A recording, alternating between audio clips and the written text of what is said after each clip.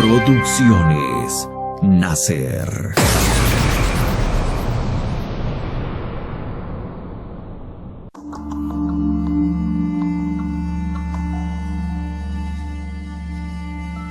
Dos tormentos empezaban a sufrir Atreyu: hambre y sed. Hacía 2 días que había dejado el pantano de la tristeza y desde entonces bajaba por el desierto de piedra en la que no había ni un ser vivo. Lo poco que le quedaba aún de sus provisiones se había hundido con Artax en el agua negra.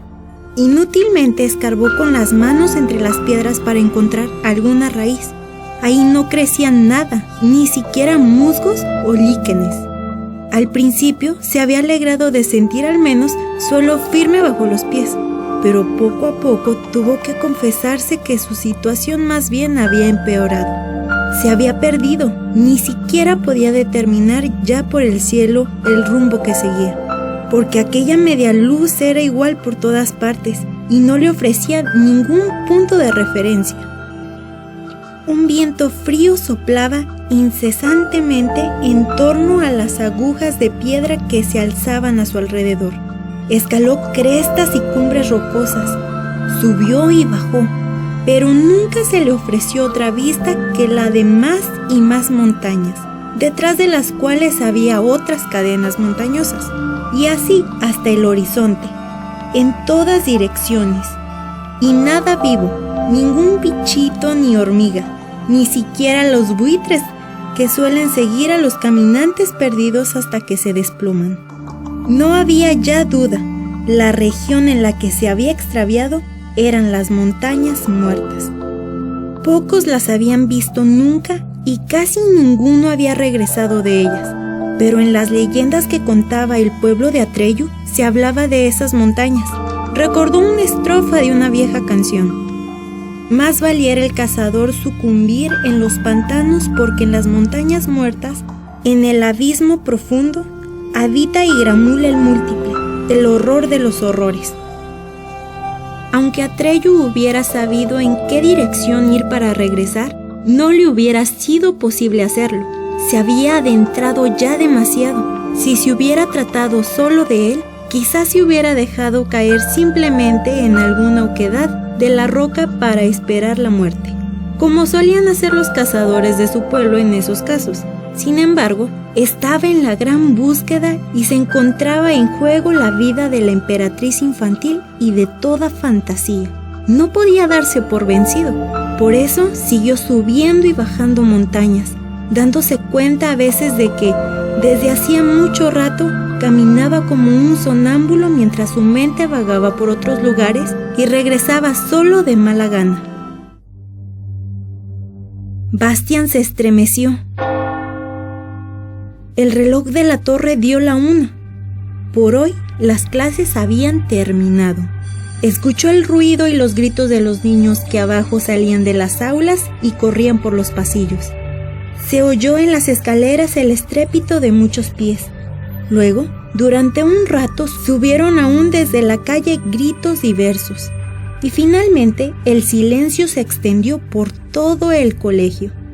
Aquel silencio cubrió el ánimo de Bastian como un manto pesado y sofocante que amenazaba asfixiarlo. Desde ahora estaría solito en el gran colegio, todo el día, la noche siguiente, quién sabe cuánto tiempo. A partir de ahora, la cosa iba en serio. Los otros se iban a casa para comer. También Bastian tenía hambre y sentía frío, a pesar de las mantas militares que se había echado por los hombros. De pronto perdió todo el valor y todo su plan le pareció completamente disparatado y absurdo. Quería irse a casa, ahora, enseguida. Todavía era tiempo. Su padre no podía haber notado nada aún. Bastian no necesitaba decirle siquiera que se había fugado del colegio. Naturalmente, alguna vez lo sabría, pero hasta entonces pasaría el tiempo. ¿El asunto del libro robado? Sí, también tendría que confesarlo alguna vez. Su padre lo encajaría, en fin de cuentas, lo mismo que había encajado todas las decepciones que Bastian le había causado. No había razón para tenerle miedo. Probablemente iría a ver al señor Coriander sin decir nada y lo arreglaría todo. Bastian cogió el libro de color cobre para meterlo en la cartera, pero se detuvo. No, Atreyu no renunciaría tan rápidamente, solo porque las cosas fueron un poco difíciles. Lo que he empezado tengo que acabarlo. He ido ya demasiado lejos para volverme atrás. Solo puedo seguir adelante, pase lo que pase. Se sintió muy solo y, sin embargo, en ese sentimiento había también algo así como orgullo. Orgullo de haber sido fuerte y no haber renunciado a su intento. Después de todo, se parecía un poquitín a Atreyu. Había llegado el momento en el que Atreyu no podía realmente seguir adelante. Ante él se abría el abismo profundo. El espanto grandioso de aquella vista no puede describirse con palabras. A través de la región de las montañas muertas, la tierra se abría en una brecha que tendría quizá medio kilómetro de anchura. Su profundidad no podía determinarse.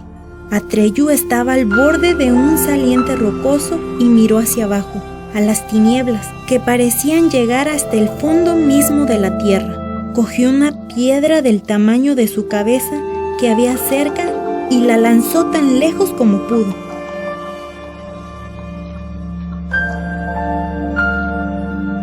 La piedra cayó y cayó, hasta que se la tragó la oscuridad.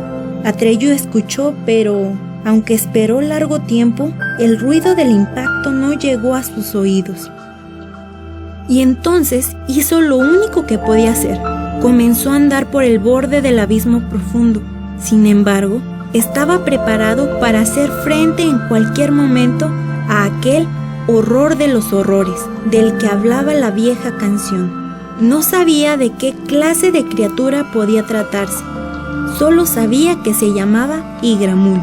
El abismo profundo discurría en línea quebrada a través del desierto de montañas, y naturalmente, en su borde no había ningún camino, sino que también ahí se alzaban torres de piedras que Atreyu tenía que escalar y que a veces vacilaban peligrosamente bajo sus pies. Se atravesaban en su camino gigantescos peñascos que tenía que rodear trabajosamente, o había pendientes de piedras sueltas que se precipitaban hacia la brecha, poniéndose en movimiento cuando él atravesaba. Más de una vez estuvo a punto de despeñarse.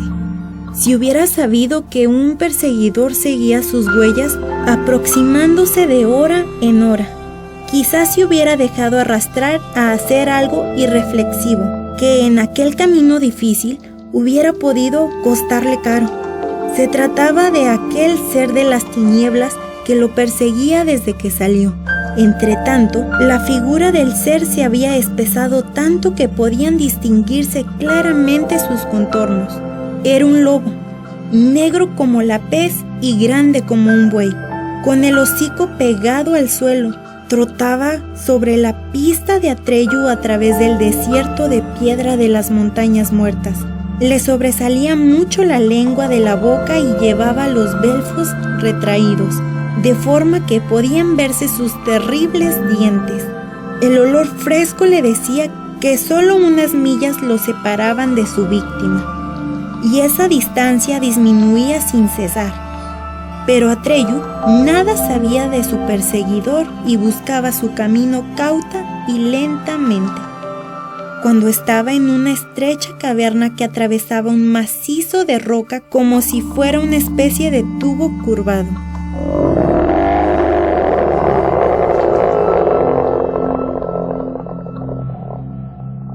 Oyó de pronto un estruendo que no se parecía a ningún ruido que hubiera oído jamás. Era un rugir y un bramar y un resonar, y al mismo tiempo Atreyu sintió que toda la roca en la que estaba se movía y oyó los bloques de piedra que fuera caían con estrépito por las laderas de la montaña. Esperó un poco para ver si cedía el terremoto o lo que fuera, y cuando por fin cesó, continuó arrastrándose. Llegó por fin a la salida y asomó con precaución la cabeza.